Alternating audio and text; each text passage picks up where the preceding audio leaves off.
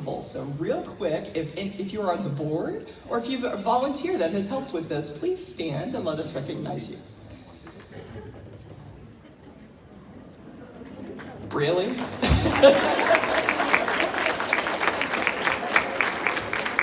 Many of them are still probably out in the hallway getting the last few people in the door, so that's good. I want to let you know that we have free marketing materials in the lobby from Pet Friendly Services, and they're available for rescue groups, so help yourselves. We have inserts for adoption packets, we have yard signs, and more. So please stop by the table outside the entry doors and pick those up. And be sure to visit our vendor hall in room D, which is on the other side of this wall here.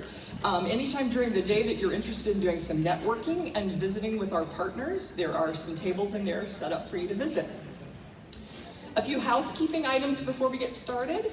I want to let you know where the restrooms are. They're at both ends of the lobby hallway. There are 2 sets of women's bathrooms in the east hallway. If you're like me and the word east means nothing to you, it's that way. And there's men's and women's on the west end of the hallway. So our layout for today is that we're all here together in one large room for our first session. And then for our breakout sessions, they will close off the walls. And we'll have 3 rooms for the concurrent sessions. So room A, B, and C. And then D is on the other side of the wall. That's where the vendor hall is. Lunch, we'll have a buffet lunch, and it will be in rooms A and C. So it's along the walls here that you can see. That's where lunch will be. And the walls will open up again at lunchtime to allow the traffic flow. If you requested a gluten-free lunch, it will be available in the windows at the back of the room for you to pick up. We have networking tables in the vendor hall and in the main hallway, so we encourage you to visit and network with other folks that are here today. Get to know some new friends. And we encourage our speakers and our attendees today to hang out at the networking tables. If you want to continue the conversation, if you have questions to follow up after a session, feel free. I would like to thank our sponsors for today. Our presenting sponsor for the Animal Welfare Conference this year is the Jefferson and Mary Shreve Foundation. So thank you very much to Jefferson and Mary Shreve Foundation.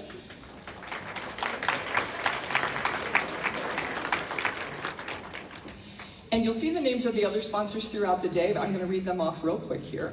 We have Animal Keepers, Charles Schwab, Adopt a Pet Shelter Plus, Noah's All Pet, Sea Specialties Inc., Stifle, PetLink, Maddie's Fund and NACA, Jiffy Lube, Volgistics, True Catch, Shelter Love, MetLife Pet Insurance, and Marion's Dream. So let's give our sponsors a round of applause.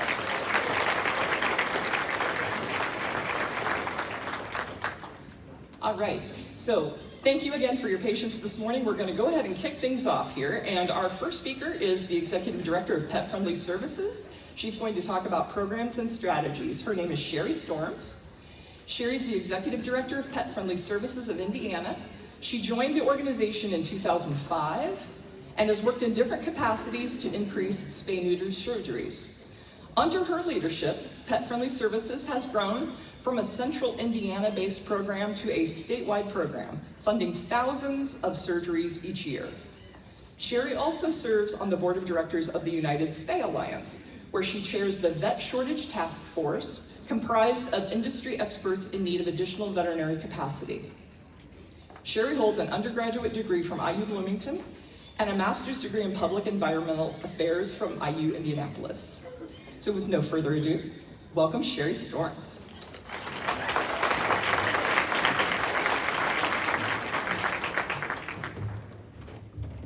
Thank you, Dwana. She makes a really good pinch hitter.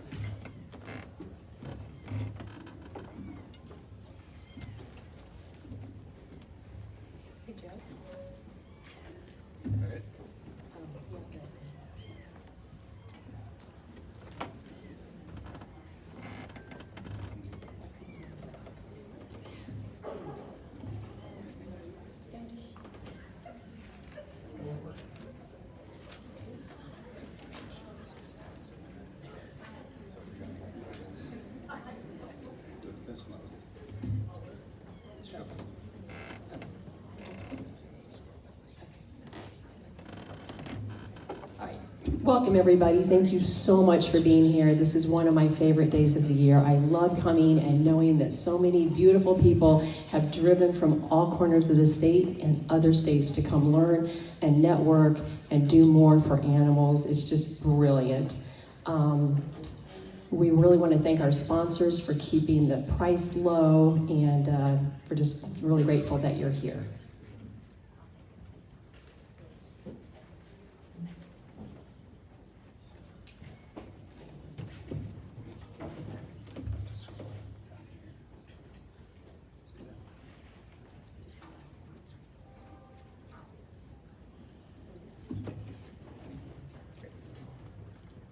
So for those of you who are not familiar with Pet Friendly Services of Indiana, we're basically a statewide financial assistance program, kind of like the United Way. We fundraise to help others.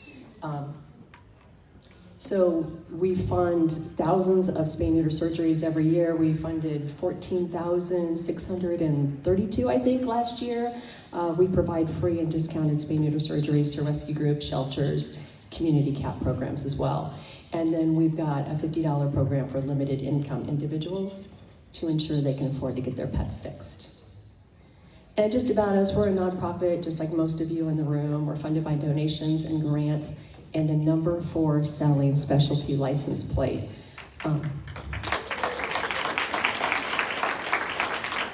This license plate is a game changer for Indiana. And as Dwana mentioned, I serve on the board of the United Spay Alliance, and they're looking around at other states for models like Indiana has. And they're like, how come Indiana has such a great model? How do we get the other states to replicate it? We're talking with other states to make sure their financial assistance programs are running smoothly and are robust. But Indiana's we're really a powerhouse. So we're very proud of the Pet Friendly plate and everybody who drives with it and asks their friends and asks their family and their colleagues to drive with the plate.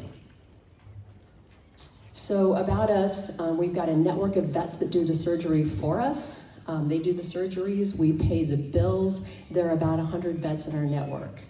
And this is a picture of Public Vet, of part of their team in a clinic in Griffith, Indiana last November.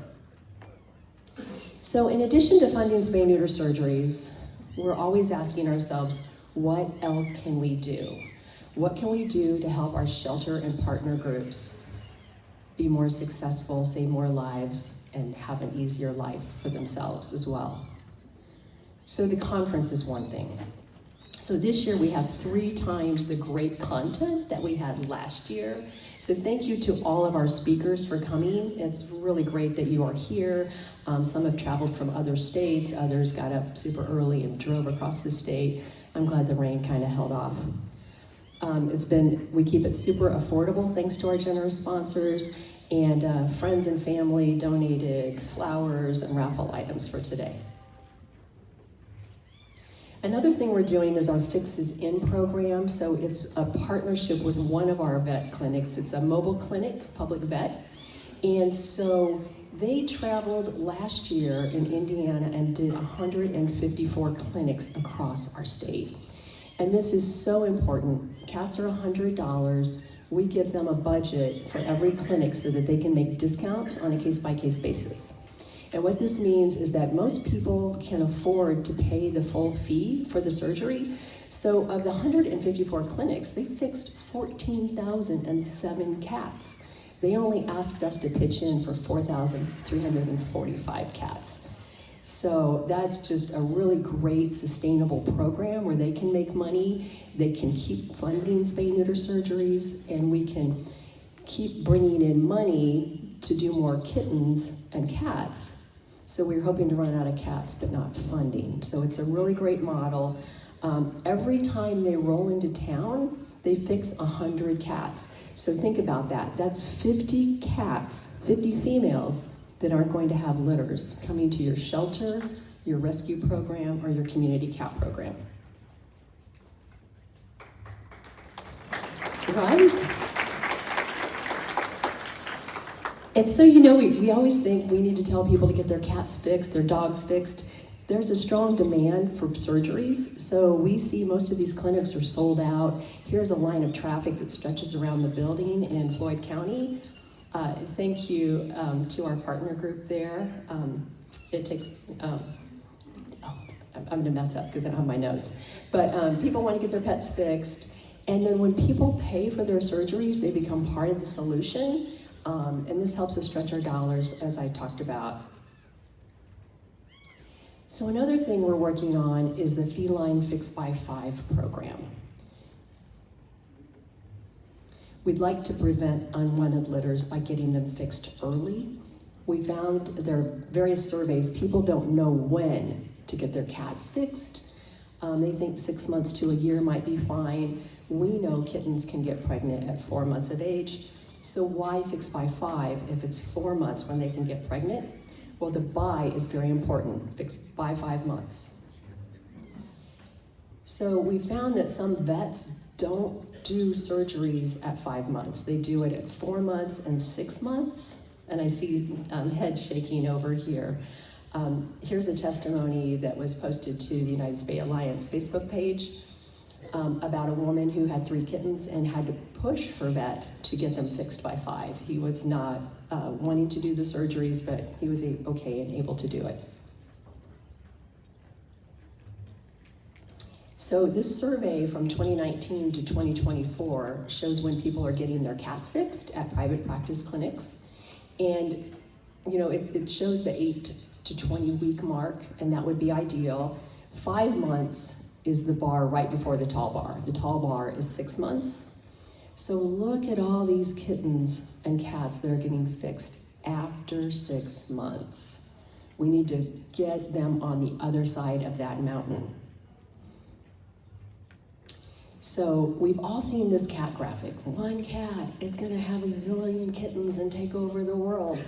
But that's not really how it happens. So Peter Marsh, in his groundbreaking book, Getting to Zero, said what happens is people don't know when to get their cats fixed. Their kittens, literally. And so there's an oops, and an oops, and an oops. And then those litters get given away, and a few more people make the same mistake. And then we're in this proverbial circle of an oopsie litter here and there. So we need to tell people.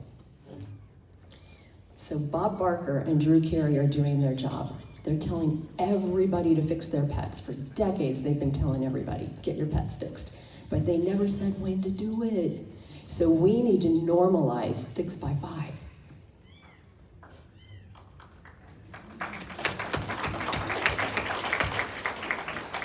And I think it's also important that we need to start talking about getting your kittens fixed. People don't know kittens breed kittens, and it really does happen. The Feline Fix by 5 program has been endorsed by the IVMA, the Indiana Veterinary Medical Association, just this month. So we're hoping to get some traction there as well. So whatever you can do to get the word out on educational components for this, we'd really appreciate, and I think you'll see better solutions. So that brings us to the sad subject of dogs. Just across the country, we are in a world of hurt. We need more of everything. We need more spay-neuter funding. We need more vet capacity. We need more volunteers. We need all kinds of stuff. And we need to tell people as well to educate them to get their young dogs fixed. And so the United Spay Alliance is working on a campaign for that. And as soon as it rolls out, we'll let you know. Another thing that we're working on is helping people find adoptable pets. So we all know that we can go online and get a puppygram. And it sounds so cute, doesn't it? If you don't know the backstory of where these dogs are coming from and which dogs are being displaced, it sounds just so wonderful. But people that want to adopt, they don't know where you guys are. You guys, rescue groups, you're showing up at farmers markets, PetSmart, random parking lots.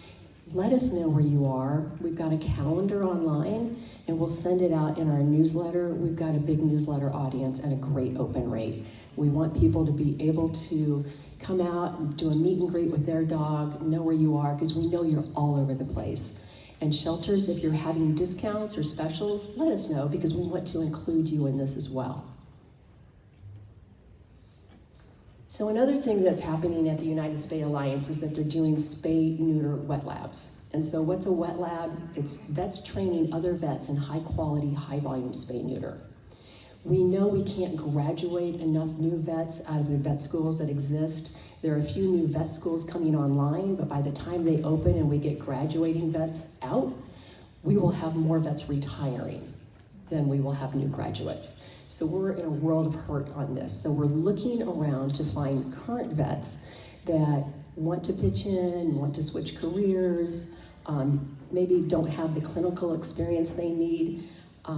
So we're looking to expand the vet network through existing vets. So far, the United States Alliance just last year launched this program. They've held more than a dozen wet labs across the country. And they've trained about 60 vets. Most of these have been, most of these have been for cats, but Georgia, they jumped right in, they did a dog wet lab. So we can do that too. So we are proud to announce that we are working on our very first wet lab in Indiana, and it will be with the Elkhart Humane Society. We're teaming up with them on March 19th, planning to train 6 vets. And because vets don't know how to do young animals, we're looking at cats 3 to 4 months of age so that they're comfortable with a 6x5. So there's more to come on that. We're hoping to do these across the state. And just how you can help us, this pet-friendly license plate, it's generated close to $8 million. Every penny has gone into spay-neuter to help your communities.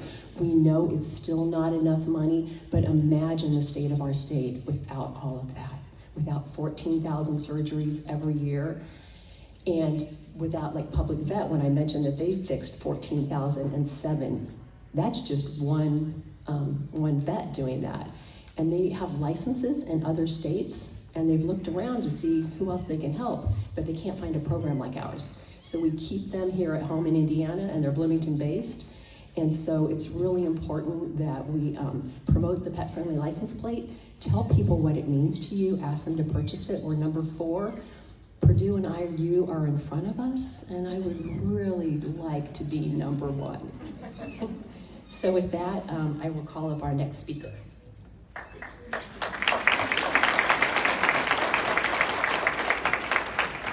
And that is Sandi with Public Vet. Thank you, Cheri.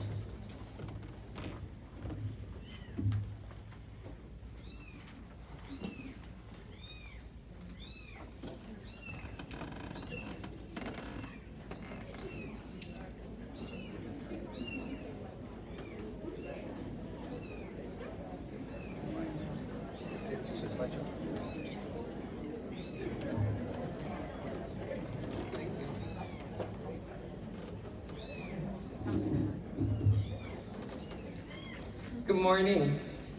My name is Sandi Petee, and I'm the Administrative Director for Public Vet, and I'm so excited to be here today. I hope you will all join me in expressing your deep gratitude to the Pet Friendly Services team and the Director, Cheri Storms, for hosting the Indiana Animal Welfare Conference.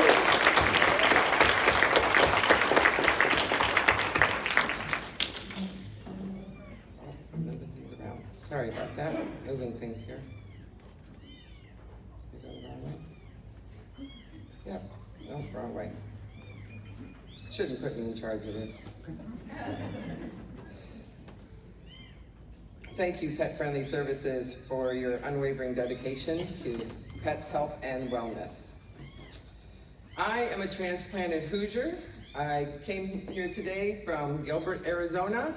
Have to get used to not seeing the sun while I'm here. I have spent over 30 years in animal welfare in different capacities, from volunteering to an employee. And the last 4 years I've been honored to be a part of the incredible team of Public Vet. I'm deeply grateful to be standing here today to offer support, as well as, oh, I'm completely freaked out now, sorry. Escape probably. Escape? Thank you. To offer the support we all desperately need. Sorry about that. Public Vet's origin story began 26 years ago as Neuter Scooter. You coming up to help, Tyler?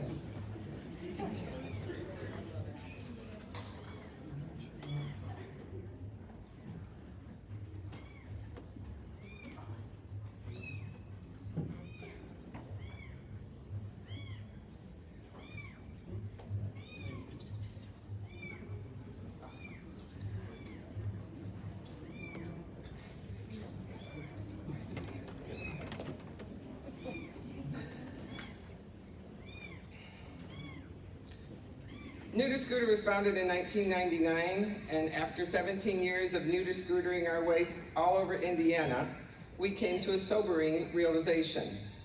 There were still areas of the state that we hadn't reached, communities left behind, and animals underserved.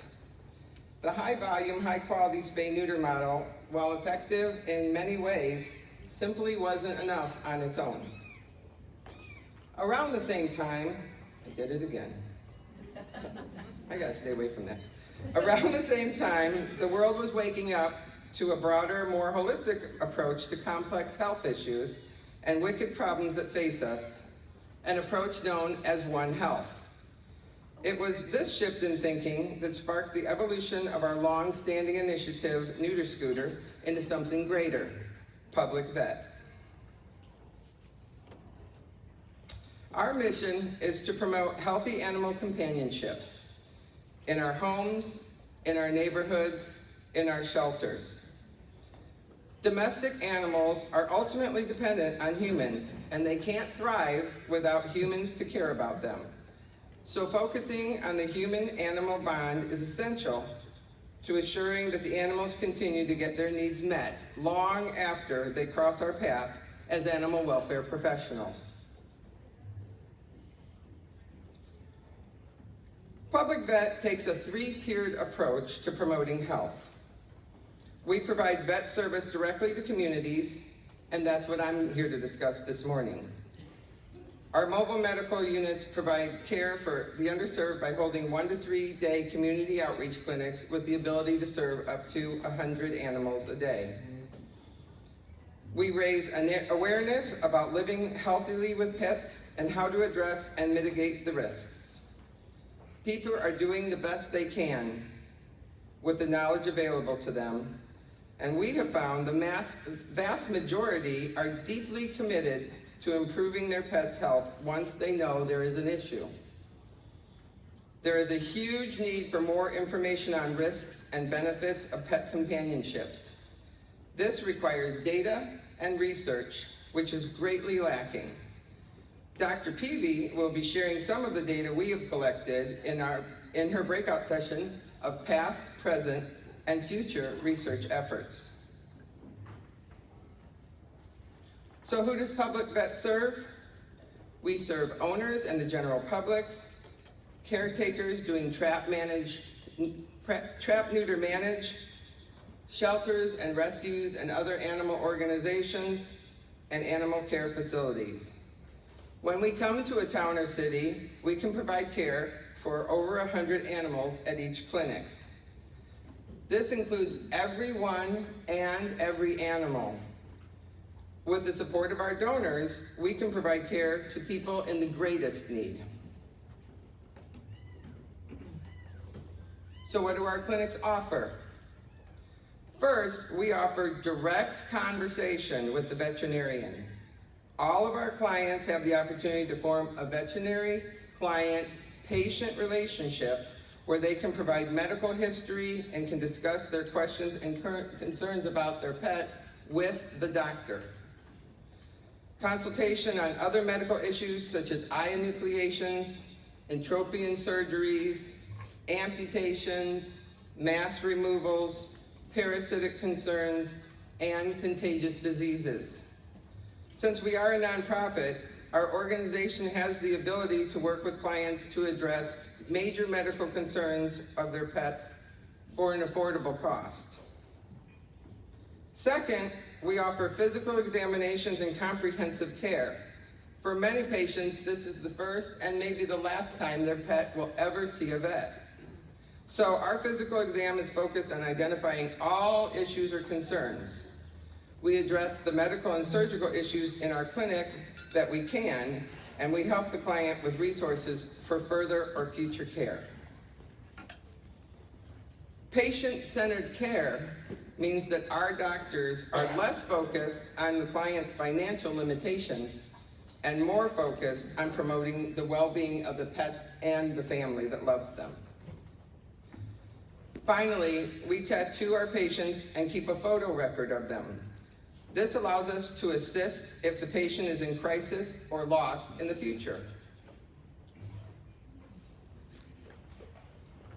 These charts represent the subsidized services that we provided in 2024 for the clients in need, based on a total of 14,007 cats fixed in Indiana in 2024. Our goal is to ensure that every cat we see receives essential care, regardless of their owner's financial situation. As you can see, the majority of our subsidized services were focused on flea treatment, with 43.3% of the cats receiving Capstar, which is a fast-acting flea treatment to immediately relieve infestations. Additionally, 502 cats were treated with Bravecto, which is a 3-month flea medication due to severe flea infestations. Finally, 27.6% of the cats we treated had ear mites, a common but often overlooked issue that can cause discomfort and infections if left untreated. By offering these treatments at a reduced cost or no cost to those in need, we help improve not only the health of the individual cats, but also the well-being of the communities where they live. These services are a crucial part of our mission to reduce suffering and ensure that all cats receive the care they deserve. So how do you bring public vet to your town? First, you become a local contact in your community, who we affectionately refer to as our cat captain. Cat captains help us find strategic partners to help, identify and assist families in the community that are in crisis, raise awareness of pet care through educational outreach, support and collaborate with local animal welfare community members, help us get the word out so people know that we're coming, and help us find a building location where we can have the clinic itself. The appropriate building for us to use would be a minimum of 1,200 square feet, have non-permeable floors, access to a bathroom, water and electricity, heating and air conditioning, adequate lighting, locking doors, and this is the big one, a good traffic flow for around 80 cars at both check-in and check-out, because people do not get out of their cars. We do everything from their cars, and no other animals in the building. We'd love to add you to our community, so please reach out. You can chat with us. We have 2 tables of staff here today at the conference, so you can chat with us here, or you can email me at info@pub.vet, or call me at 812-412-2494, extension 4. Thank you and have a wonderful conference.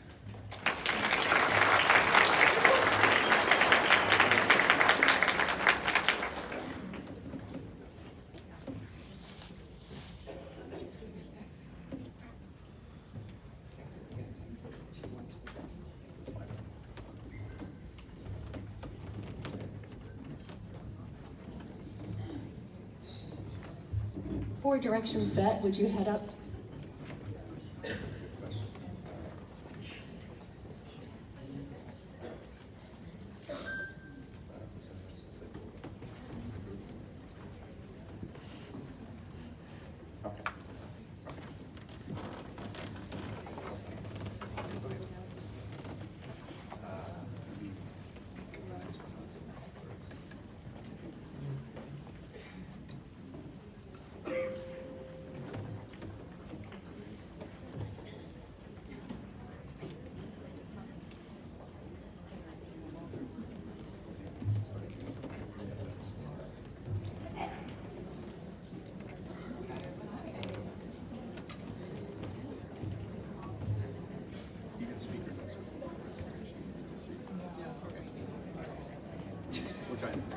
Yeah. Oh, okay. I'm just like,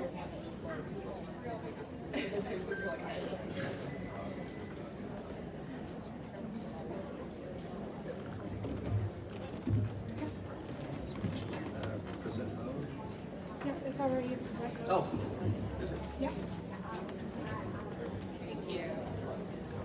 Hello, everyone. Hi. We we were kind of a last minute ad, so this is kind of ad lib, but those of you who know me know I like to talk, so that's probably not too shocking. We're 4 Directions Vet. We are also a mobile clinic, but we're much smaller. So I'll let you know a little bit about us since we're newer here. My name's Dr. Gamble. I'm also a transplant to Indiana. I'm from Michigan. I'm from Grand Rapids. So I moved to Fort Wayne about 4 years ago, and that's where we're based out of. My background is actually in public health and infectious disease on the human side. Before I was a vet, I worked in marketing and I was in business for tribal casinos in Michigan. So kind of a weird vet, did business before, then went into public health. And lately now I'm in mobile spay and neuter, so I have shelter medicine background as well. So I've done kind of a lot of things. Before this, I was also a flight attendant, so fun fact, for many years during COVID, so that was very challenging and fun. But yep, and this is Dr. Bobo. I'll let her introduce herself. Hi, I'm Dr. Bobo. I'm also a transplant. I'm from the Chicagoland area. I went to undergrad in Marion, Indiana, so the fact that I'm here speaking like this in 2025 is just crazy to me. I never thought I'd be back here in Indiana, but here I am. Everything's good. I worked about 10 years in Chicago. I was an exotics vet, I was an emergency vet, and then I worked public, private, in the private sector. I was brought to Indiana for spay and neuter, and I fell in love with it. I found my niche. I really like surgery, I really like spay and neuter, I really like what we do. So here we find ourselves. I think, thankfully, was introduced to Dr. Gamble, and it was just like that. So again, it's just when opportunities come, you grab them, even if you don't think that it's what you would have done, and you find yourself in positions where you belong. So that's kind of our story with 4 Directions. So I'll let you know a little bit about our services. We are together licensed in Indiana, Ohio, Michigan, Illinois, and Wisconsin. So we're kind of like the Midwest crew. Fun other fact, we're called 4 Directions Vet because I'm actually a tribal member from the Little Traverse Bay Band of Odawa Indians from Harbor Springs, Michigan. So this summer we are in talks with tribes to start bringing services into Michigan as well. Thank you. Thank you. Yeah. It's a big part of our mission. So our mission is also to service rural communities and underserved communities, which my passion and Dr. Bobo's as well, is very rural communities that don't have access to vet care. That also includes tribal reservations and English as a second language. I'm not fluent in Spanish, but speak it pretty well, so I do a lot of translating in our clinics as well. So our services include then cat spays and neuters. We're both high volume trained from Humane Alliance, ASPCA, so we do high volume, high quality spay and neuter. All of our scheduling is done online. Actually, we use a program called Clinic HQ. Fun fact about Clinic HQ, the founder is a friend of mine and she's also a tribal member from out west. So I work with her on the reservation every now and then and in contact with her. She's a wonderful human being and we love using their programming. All the scheduling is online, which makes it very simple for owners to go online. Luckily, it's 2025, so most people are kind of familiar with the internet and like emails and QR codes. I'm still working with people about signing up for that Gmail, but we're getting there. So it's all done online. We do a deposit, it's $30, and we have had almost no shows, so that's going very well. We are smaller, so we do 20 cats each clinic. We do 10 females and 10 males. We do that because we do like to spend individual time with each patient. We do full physical exams, and you probably have seen me, I actually do the check-in and check-out and speak very thoroughly with each client to kind of gauge what the community needs are, but also to gauge what that individual client needs for their particular cat. So it allows us to spend more time with each patient and also do very thorough medical records to send to the clients in case they're gonna go to full service afterwards. So we don't really need a lot of stuff, to be honest. We do surgery on the rig, so we don't need volunteers or staff usually. We basically roll in, do our surgeries, roll out, and the only thing we really need help with is advertising. So smaller operation, but we don't need a building or anything like that. We're kind of just locked in our mobile unit doing surgeries and calling clients and discussing what we're seeing directly on the phone. So I'll let Dr. Bobo talk a little bit about what the more requirements of what we need and where we're going to be during our services. So the really cool thing as far as the location goes is literally we just need a parking lot. Like if you have a parking lot that we can drive into, again, we usually have about 15 to 20 cars that they can pull in right to our rig, drop off their animal, and then pull in to pick up their animal. So again, it's really just, we just need a parking lot. The other thing is that we need a bathroom for obvious reasons, and running water. We do have a generator on our rig, so literally we don't even have to plug in. We can just run our unit based solely in your parking lot. So again, you know, the bathroom and a parking lot are our biggest needs, and we just roll in, do our thing, and roll out for you guys. We also work with, right now we have 17 partners across Indiana, Ohio, and Michigan. So that includes shelters, rescues, a lot of public facing rescues and organizations. So we're now a member with Pet Friendly Services, but we also work with these organizations in case an animal does need extra care. A lot of those organizations have grant programs in place, almost like angel funds, so that we can directly work with our partners that are in the community and that they're going to be there when we leave, so they can follow up with those patients if they have concerns and help them get help as well. So that's pretty much like the Cliff Note version of what we do. Our contact information is right here with the QR code to our website. We're willing to discuss working with anyone. It's not on here, but we actually also do relief work. So we've worked with a couple organizations and we've used their surgery suites to do dog surgeries. So we're willing to work with you to try to figure out, you know, unique solutions to your particular needs for your community. It just takes sitting down and I'm like an in-person chatter. I'll Zoom, but I love visiting sites so that I can see kind of the setup and how we can best help. So feel free to contact us. Our email's here, our website. If you go on our website, our phone number's on there. Even if you're a small rescue, a big rescue, a shelter, we're small too. So I mean, just get a hold of us and I'm sure we can brainstorm ways to best help your community. And thank you all for all you do. Dr. Bobo and I have spent so much time with each partner and, you know, visiting your rescues and your shelters and hearing about all your programs. We know how taxing can be on the mind, the body, but especially the heart to work in animal welfare. I know how hard you all work and how much sleep you lose, and we appreciate you all so very much coming from the shelter world. So thank you, and we want to do whatever we can to help you, help your community.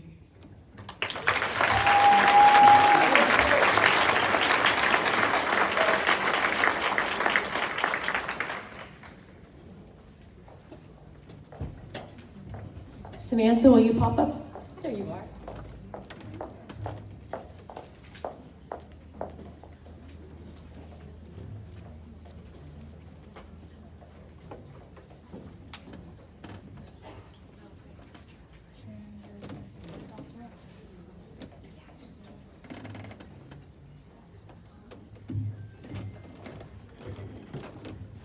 Good morning, everyone. How are you doing on this rainy Saturday?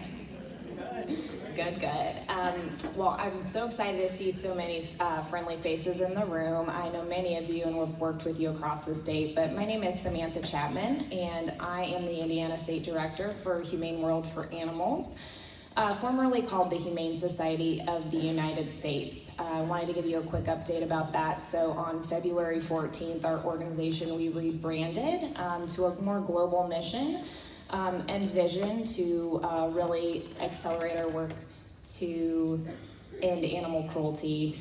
And we do that by really tackling root causes of animal suffering through policy and working with legislators and local elected officials to change laws that better protect animals.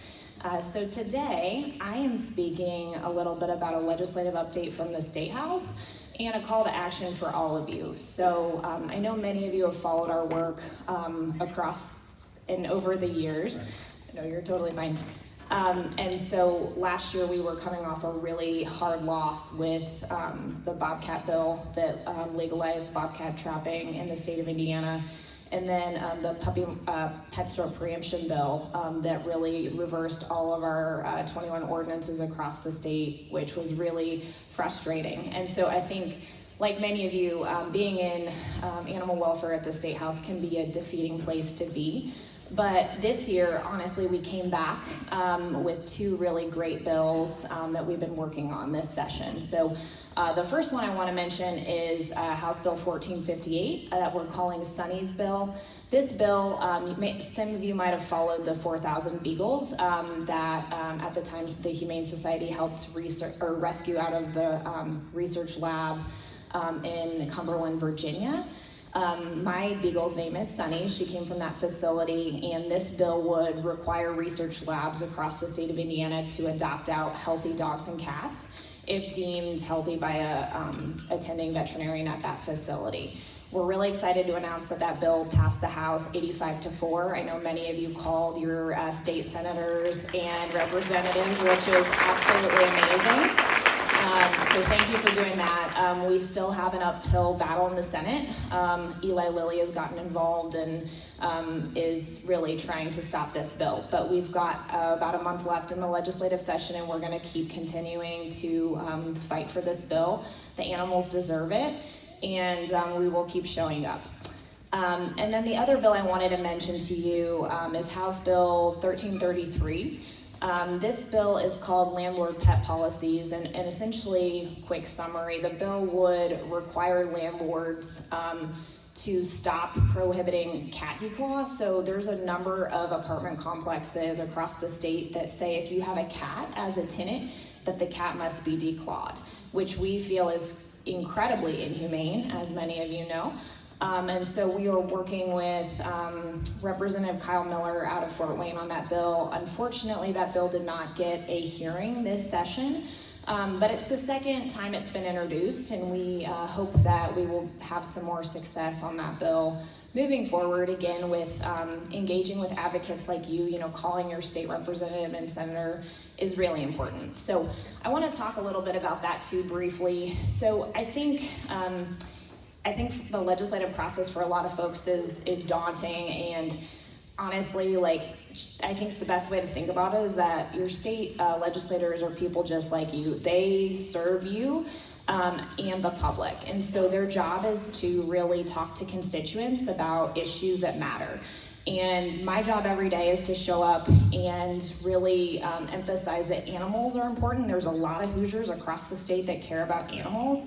And so I really want to encourage all of you today to take a moment to familiarize yourself with who is your state representative and who is your state senator, and try to get to know them.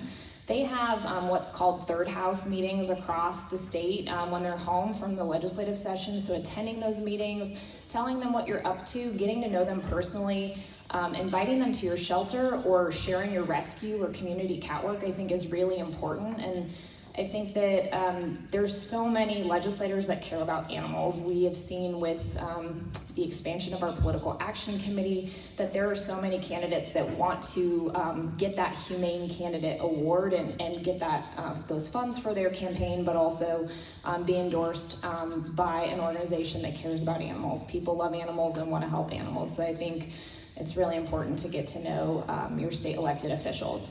So you can do this by going to the Indiana General Assembly's website, and I have this up here, but basically you just type in your address. You can figure out who is your state senator, who's your representative, and making a call just to let them know that you're a voting constituent. I think that's really important, and that you care about animals.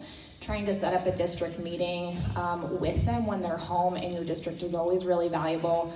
And I'm always happy to attend a meeting with you if that process seems daunting. I have a lot of connections at the State House and would be really happy to do that.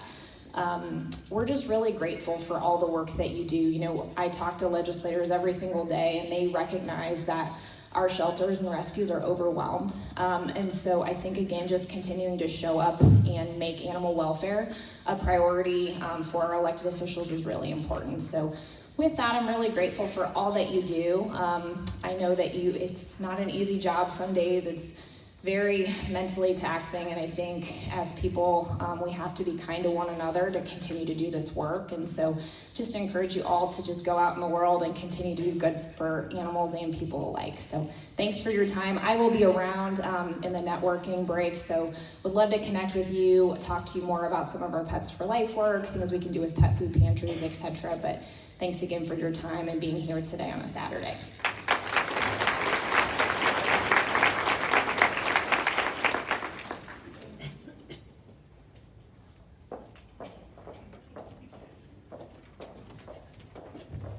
Calling Dr. Lovejoy.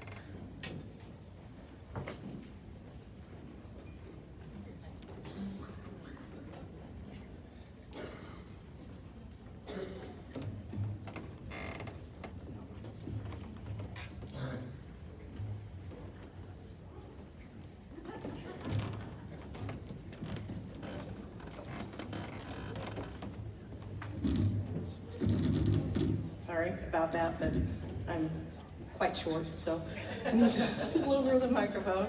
So I'm Dr. Jody Lovejoy. I'm with the Indiana State Board of Animal Health. When I get to April, I will have had 30 years with the Board of Animal Health.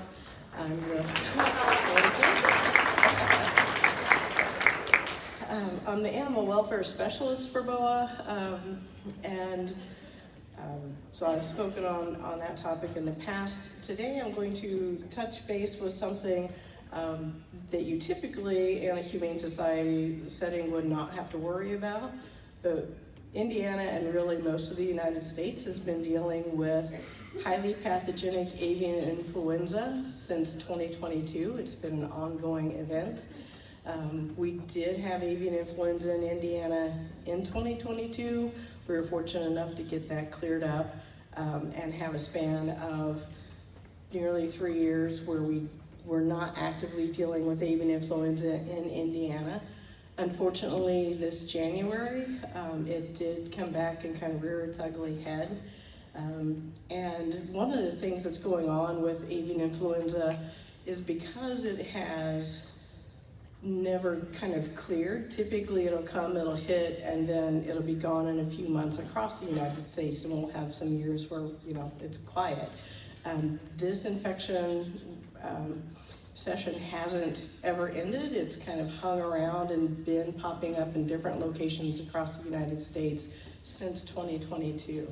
And influenza, just like in people, so influenza is a virus that loves to change and mutate constantly. I know if you get the flu vaccine for yourself, every year they try to guess which influenza is going to be the problem and make the vaccine for that.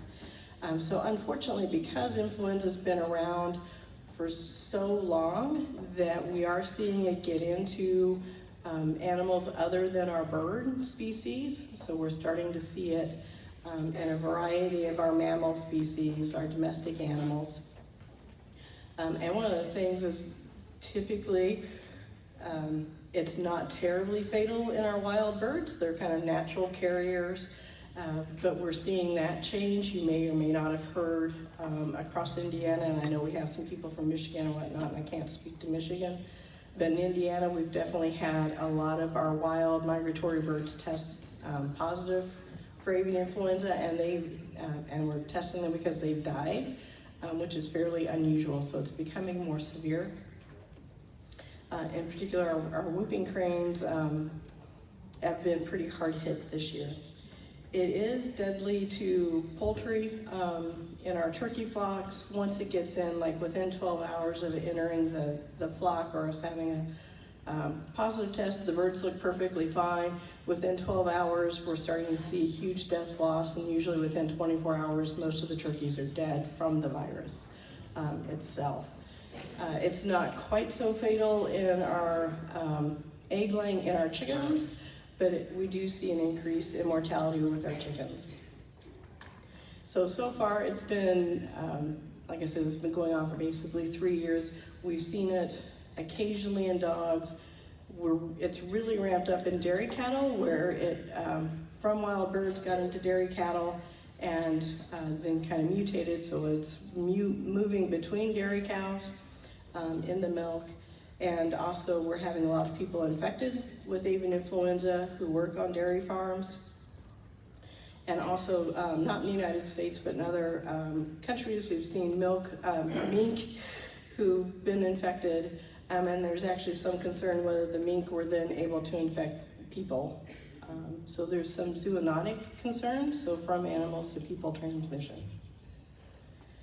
This is looking at our poultry specific information, and this was up to date as of March 21st, and I can tell you it has changed since then. It changes basically on a weekly basis, and it's showing, like in the red on here, where we have new positives since March 16th, and you can see northern Indiana is continuing to have new outbreaks. We had some outbreaks in southern Indiana and Jackson, Washington counties. The counties up north, kind of Adams County, Jay County, Kosciuszko County. So just to give you an idea, basically every state now has diagnosed avian influenza in their poultry. This is information on avian influenza in mammals, wild and captive wild mammals. And also you'll see on here, particularly for you, domestic cats. Let me see if I can get the arrow on there. Yes. So domestic cats are the black squares where we've had domestic cats test positive. There's been a lot in the far northwest. And I can say that since this map was done, we have had a cat test positive in Indiana in the Crawfordsville area. And that is a place where they had backyard poultry, and the cats became sick, and I think they had some increased death loss in the poultry, and the poultry tested positive. So they lost one cat. The last that I heard, the two other cats, they may have been sick, but I don't think they had passed from the infection. So we have seen it in cats in Indiana. And this is a look at our domestic livestock. So far in Indiana, we have not diagnosed avian influenza in our dairy cattle, and we are taking part in the federal program where we are testing every dairy herd that's producing milk. We're testing that milk before it goes into the human food supply, just to look for it. And so far, all of our dairies in Indiana have tested negative. You'll see California has been hit extremely hard with avian influenza, and there are restrictions on moving dairy cattle that are lactating. So basically they can't move unless they've been tested negative as a way to control it, because it seems like in our dairy cattle that it is only secreted in the milk. So for whatever reason in dairy cattle, it just likes the mammary glands.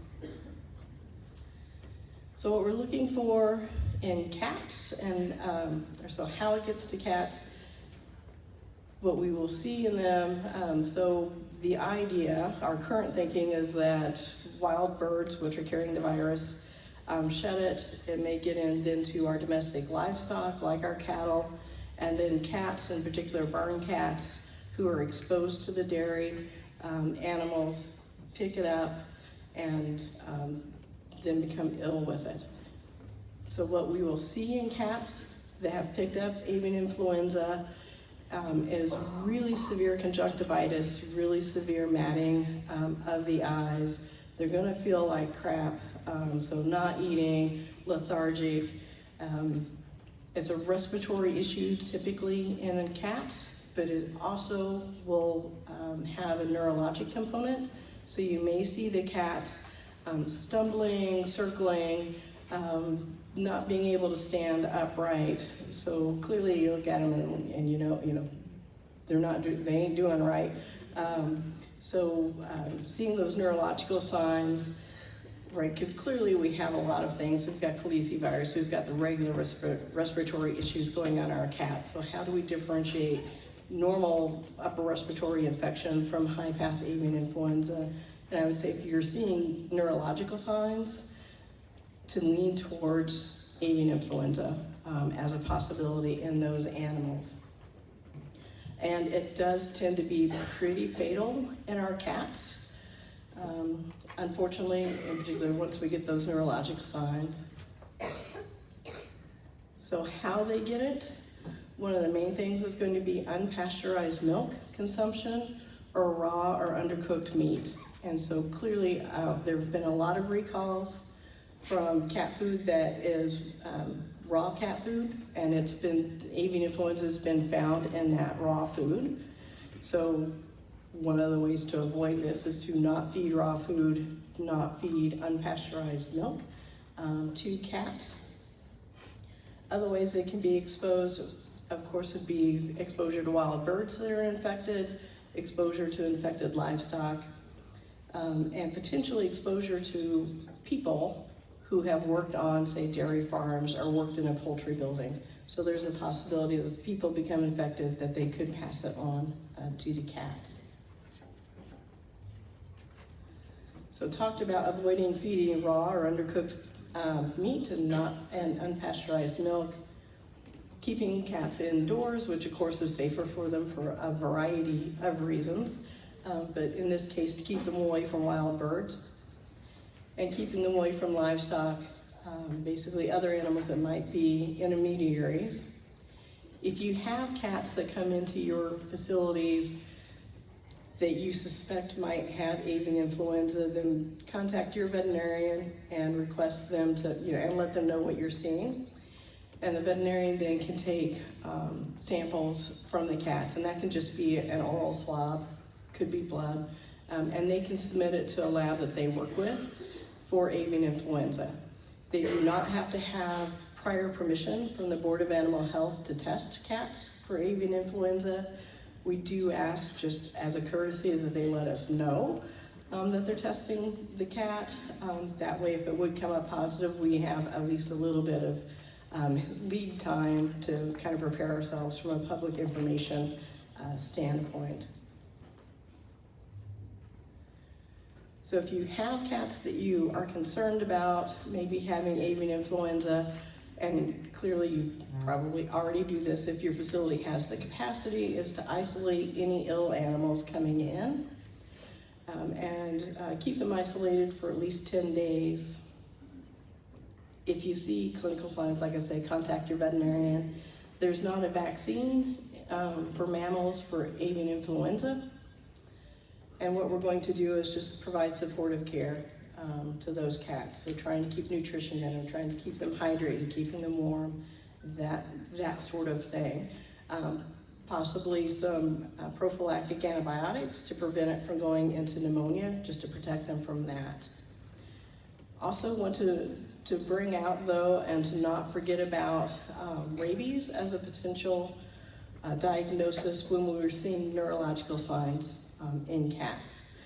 So rabies, while not likely, is present in our bat population and that type of thing, so it is possible for cats to be exposed to rabies. So, and clearly if you've got a stray, you have no idea the vaccination history, but just keep that in mind as well, and work with your veterinarian if the cat dies on determining whether or not you need to submit that cat for rabies testing.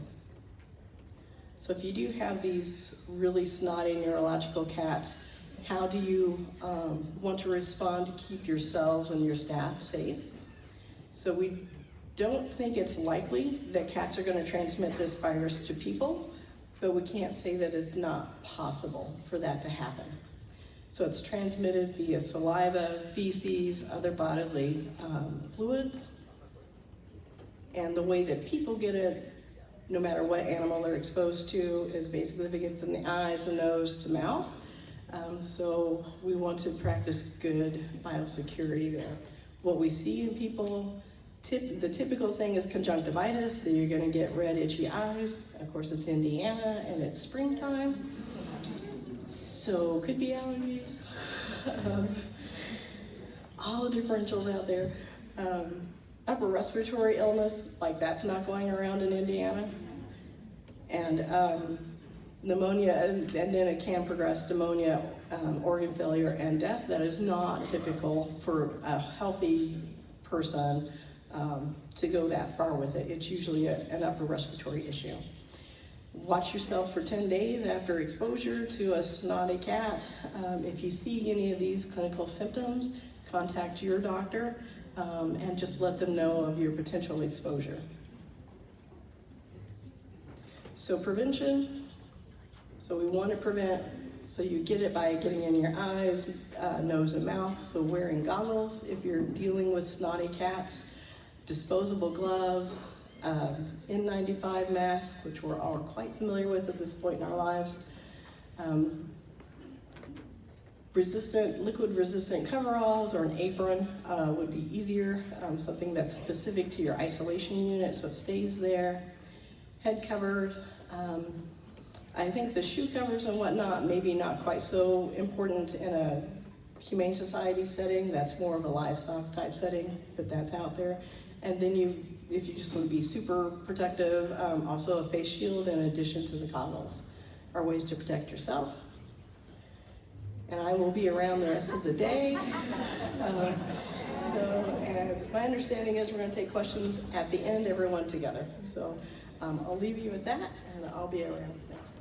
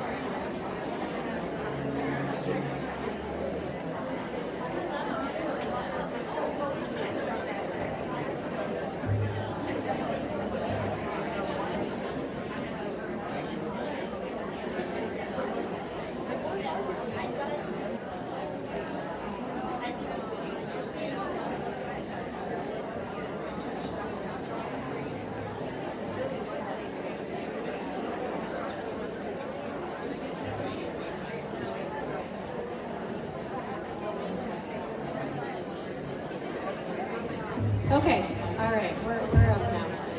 And I will go pretty fast. I know you all are looking forward to networking before our concurrent sessions start at 10. So just a few notes about social networking. I am Janet Showley. I'm the Programs and Outreach Manager for Pet Friendly Services of Indiana. Thank you. So what is social networking? It is the practice of using social networks such as Facebook and LinkedIn to form connections and communicate with others online. Why should we use social networking? Number one, you can share your resources. Let's say a shelter has a surplus of pet food and they can't use it.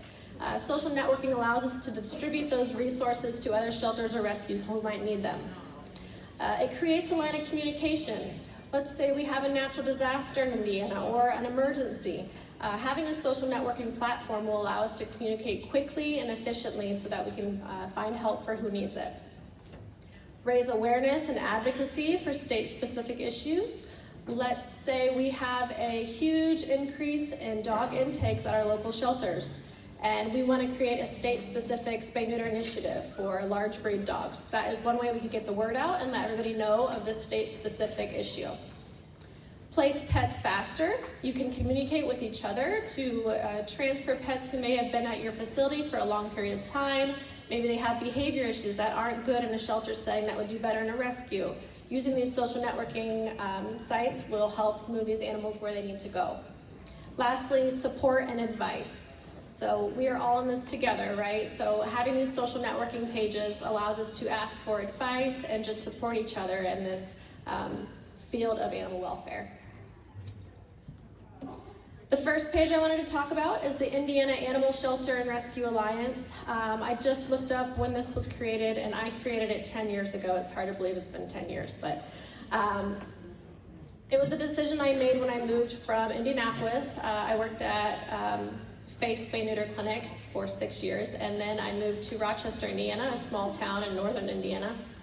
And I was afraid I was going to lose all my resources. So I created this Facebook page as a way for shelters and rescues to network and help each other, and it proved to be pretty beneficial. We have 1,700 members as of right now, and it continues to grow. Thank you. So it is a private Facebook group. Membership is limited to shelter and rescue employees, volunteers, board members. It was created to help Indiana shelters and rescues work together for the purpose of reducing euthanasia and the issue of homeless pets. And it's a platform to share ideas, ask for advice, post at-risk animals needing rescue or transferred, transport help, and overall support. Basically all the reasons I already mentioned in the other slide. The second group is fairly new. Many of you may not know about it yet, but we created a partner group page for pet-friendly services. We so far have only 100 members, so if you're not a member yet and you are a current partner with pet-friendly services, we would love to have you. Not only shelters and rescues, but also our veterinary partners, TNR groups, anybody who is a partner of pet-friendly services, we would love to have you. It's also a private Facebook page. Membership is limited to current partners, and it's meant to better facilitate conversations between pet-friendly services and our partner organizations. So we really want to support your mission. We want to make you successful in all your endeavors. So we want to promote your adoption events. We want to give you grant opportunities. So lots of tools and resources to help you succeed. So make sure you join that group as well. Thought I'd leave you with an inspirational quote. The animals we save today are the result of networks built on passion, trust, and a shared mission. It is 9:52. You have 8 minutes to network in person. You might have a little bit longer than that. We have to close the walls off to do the different rooms. So this is going to be room A, B, C. And don't forget we have some wonderful vendors, sponsors in Hall D, so make sure you visit those as well. Thank you. Oh, raffle. We're going to do a raffle now? No? No.